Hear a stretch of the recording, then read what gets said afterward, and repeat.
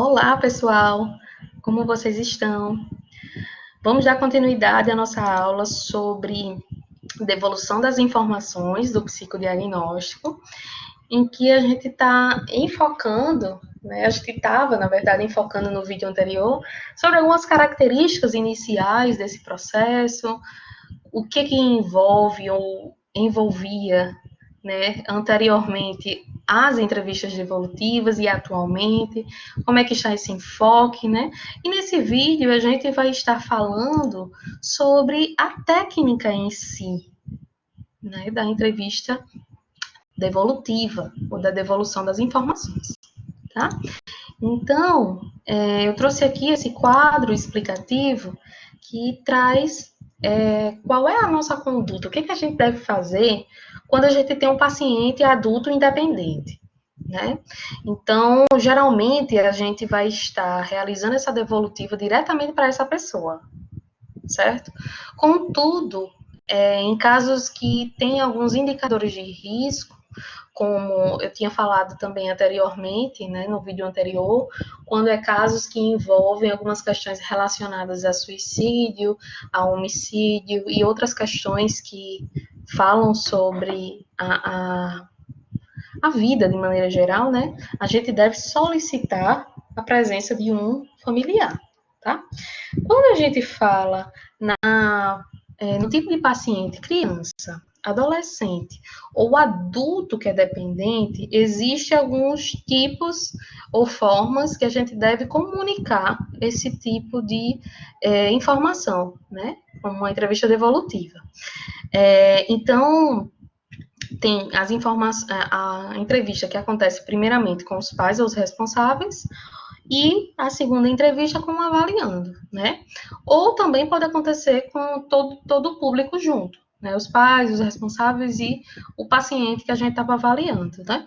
Então, tem alguns profissionais que tendem a estar enfatizando um desse tipo de entrevista ou outro. Porém, ambas são importantes e devem ser encaminhadas cuidadosamente, tá? Devendo a gente observar as capacidades relacionadas ao paciente para que ele possa estar compreendendo ou tolerando, né, o que está sendo abordado ali naquele momento, certo? Uma coisa importante que eu queria também ressaltar é o seguinte: é importante a gente levar essas informações ou devolver essas informações para o paciente que é dependente, seja criança, adolescente ou adulto, certo?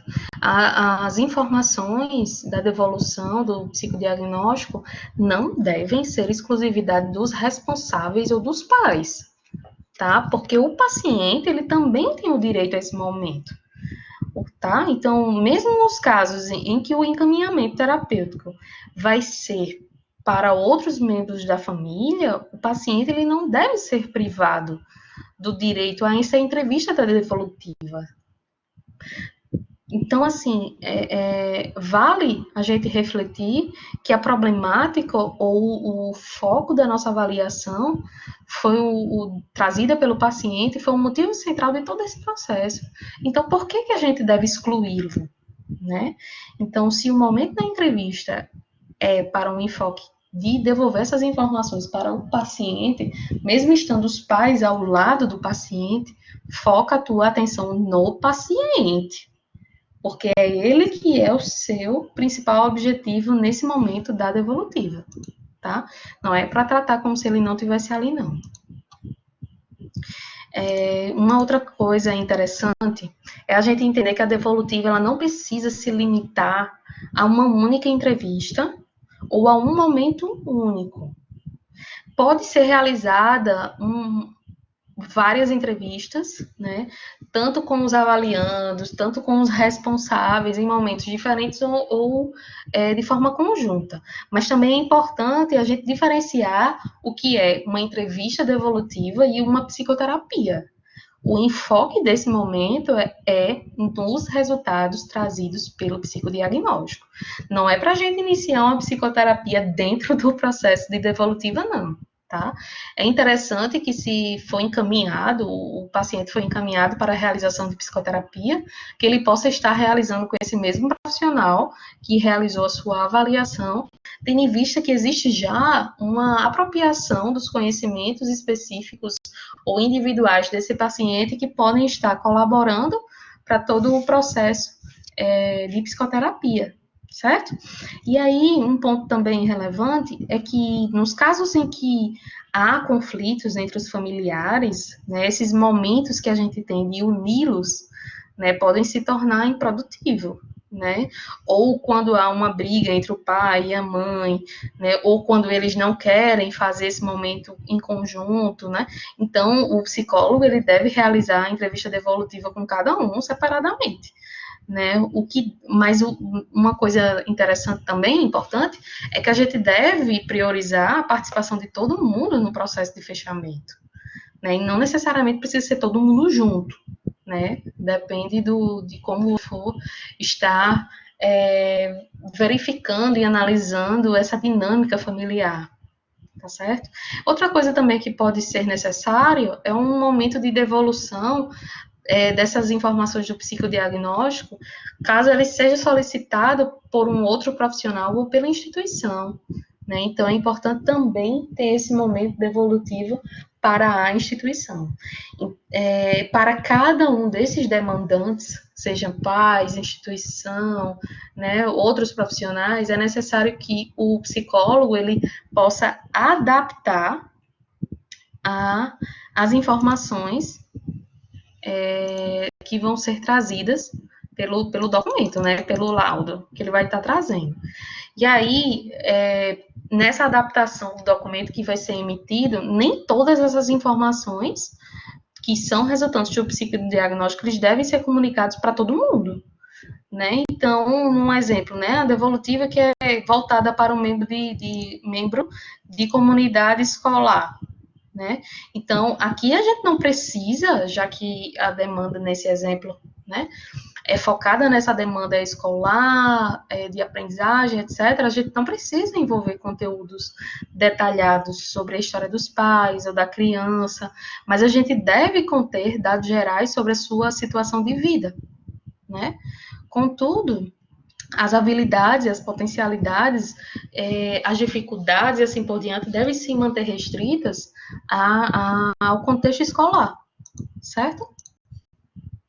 Então, para a gente realizar uma boa devolutiva, é importante, e aqui eu coloquei alguns pontos, que a gente precisa ter um bom conhecimento do caso, né? Esse bom conhecimento do caso, ele vai possibilitar a elaboração de hipóteses que podem explicar sobre a natureza dos vínculos que vão estar ligando o paciente, a sua família, né? Pode discriminar os aspectos que são saudáveis ou patológicos das relações deles, né, com as pessoas que eles mais convivem como a família. A partir dessas informações ou desses achados, deve ser extraído aquilo que deve ser exposto ao paciente e à sua família, de modo que seja flexível e direcionado diante daquilo que está sendo vivenciado no momento da devolução, né? Então, a gente tem que ter o cuidado de incluir essas informações de maneira cautelosa e cuidadosa, respeitando, né, os limites dos envolvidos naquele contexto, né, e que seja útil para o processo o prognóstico, de maneira geral, né, da evolução do paciente. Então, aqui eu já falei. Alguns outros cuidados que a gente tem que ter em relação às informações sobre os conteúdos diagnósticos, né? Porque muitas pessoas, ou muitos pacientes, ou familiares, eles vêm com uma ânsia, né? Com uma sede para entender, ou para rotular, entre aspas, o que é que meu filho tem, ou o que é que meu filho é. Então, existe essa contextualização que a gente precisa fazer diante da nossa escrita, do nosso laudo, né, porque os dados que têm correlação com esses conteúdos diagnósticos, eles devem ser parcimoniosamente incluídos, né, e contextualizados. E também temos que ter cuidado com o uso inadequado de aplicação de rótulos, né, principalmente baseados no senso comum. O psicólogo, como eu falei em vídeos anteriores, ele precisa ter o embasamento relacionado, quando a gente fala de critério diagnóstico, precisa ter um embasamento no DSM-5, que é a nossa última edição do Manual de Estatística de Transtornos Mentais, certo? Então, é importante que a gente não traga informações com base em achismos, né? Se for para trazer conteúdos diagnósticos, que a gente traga embasando o nosso discurso em conhecimentos teóricos e científicos. Em cada contexto, deve ser abordado somente aquilo que for útil, né? Como a gente já estava falando anteriormente, né? E aí, todo esse processo de comunicação por escrito deve ser conduzido, né, trazendo informações que são relevantes ao contexto em questão, evitando a inclusão de dados desnecessários ou que possam ser interpretados de maneira equivocada, tá? E aí aqui uma informação interessante, importante, que eu ainda não tinha falado para vocês, é o seguinte: todos os documentos que são oriundos do psicodiagnóstico, eles devem ser produzidos em duas vias, tá? Uma via para o paciente e outra via para o psicólogo. E aí, se diante daquele caso que a gente tá, daquele paciente, vários demandantes foram solicitados, como família, escola e médico, por exemplo, a gente tem que escrever diante da demanda, né, do que está sendo solicitado, e aí a gente tem que constar nos nossos arquivos a cópia de cada um desses demandantes, tá? Então, é uma informação relevante que a gente não pode esquecer, certo? Todo esse processo de comunicação por escrito, quer dizer, o enfoque da gente agora é nessa comunicação por escrita, né? Essa elaboração de documentos. Mas toda a conduta, todo o comportamento do profissional, ele tem que ser pautado nos princípios éticos da nossa profissão, seguir as orientações do Conselho, tanto federal quanto regional de psicologia, tá? E aí, outra informação para a gente concluir esse segundo vídeo é que esse processo de devolução de informações pode gerar ou pode mobilizar diversos sentimentos e emoções, tanto para o paciente quanto para os familiares que estão relacionados, né? Porque nesse momento, né, um momento talvez, e na minha opinião bem particular, mais aguardado, né, que vão vir as respostas, muitas vezes, para as inquietações, para as angústias, né, em que vai vir, ou a partir daí vão surgir novos questionamentos, né, então, o psicólogo, ele precisa manejar, né, não pode ignorar o que está acontecendo e ele precisa manejar, né, nesse momento. E aí talvez deva se enquadrar, dependendo da necessidade, a possibilidade de estender a sessão, né, de devolutiva para outras sessões, porque aqui a gente tem que ter um enfoque na diminuição do sofrimento psíquico que aquelas pessoas estão apresentando, né?